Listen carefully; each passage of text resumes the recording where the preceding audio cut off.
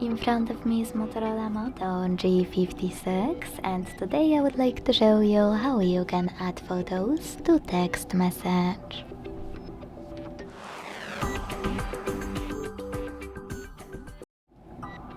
Begin by launching Messages app and selecting or creating a chat.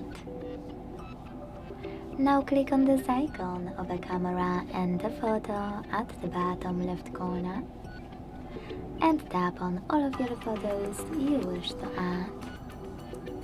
If you can't find them here, select Folders, tap on any photo you wish to add and do exactly the same with all the other ones you need.